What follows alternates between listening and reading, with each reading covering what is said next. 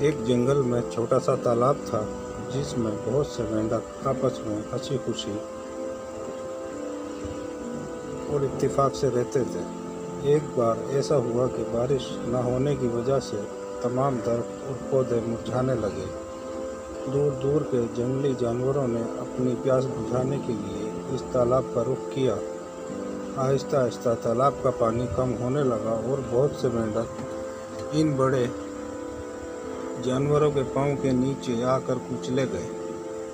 रहे सहे मेंढक अपनी जान बचाने के लिए किसी और जगह जाने का सोच रहे थे, मगर वहां दूर दूर तक कोई तालाब नहीं था। एक दिन इस जंगल में किसी कॉलेज के तालिब इल्म पहुंचे जिन्हें लेबॉर्ट्री में तजर्बे करने के लिए कुछ मेंढक चाहिए थे। इन्हें देखकर तालाब के सारे मेंढक डर के मारे छुप गए। एक बूढ़े मेंढक ने कहा, हम में से कुछ मेंढक इन लोगों के पास जाकर इनसे मदद मांगते हैं, शायद ये हमारी कुछ मदद कर सकें।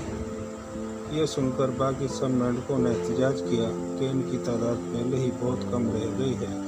अगर मज़ीद मेंढकों को भी वो अपने साथ ले गए तो जंगल में तो इनकी नस्ल ही ख़त्म हो जाएगी। बूढ़े मेंढक ने कहा, मेरी बात गौर से सुनो, मैं भी साथ जाऊंगा और वहाँ किसी से मदद की अपील करूंगा कि हमारी नस्ल बचाने में हमारी मदद करें। वैसे इंसान इतने बुरे भी नहीं होते जितना हमने इन्हें समझ रखा है। इंसानों से ज़्यादा तो जंगली जानवर खतरनाक होते हैं, जिन्होंने हमारे बहुत से मेंढकों को हलाक कर दिया है। इन सब में 3-4 मेंढक बहुत समझदार थे। उन्होंने कहा, बाकी सबकी सलामती के लिए हम अपनी जान कुर्बान करने के लिए तैयार हैं। जैसे ही जंगल में वो लोग तालाब के पास आए, बूढ़ा मेंढक इनके सामने गया और कहा, तुम लोग क्या चाहते हो? हम एक मेडिकल कॉलेज के तालिब इल्म हैं और हमें तजर्बात करने के लिए कुछ मेंढकों की ज़रूरत है। एक तालिब इल्म ने जवाब दिया, ठीक है, लेकिन अपने साथियों के साथ मैं भी जाऊंगा। मुझे तुम्हारे कॉलेज के प्रोफेसर से कुछ बात करनी है। इन लोगों ने सब मेंढकों को शीशे के बड़े जार में डाला और वहां से चले गए। बाकी रह जाने वाले मेंढक अपने साथियों के लिए परेशान थे। वो बूढ़े मेंढक की कामयाबी के लिए दुआ मांगने लगे। तजर्बागाह में जाने के बाद उन्होंने बूढ़े मेंढक को जार से निकालकर प्लेट में रखा और प्रोफेसर को बुलाने चले गए। प्रोफेसर ने आकर बूढ़े मेंढक से पूछा, वो इससे क्यों मिलना चाहता था। बूढ़े मेंढक ने आंसू बहाना शुरू कर दिए और जंगल में होने वाले वाक़यात से प्रोफेसर साहब को आगाह कर दिया।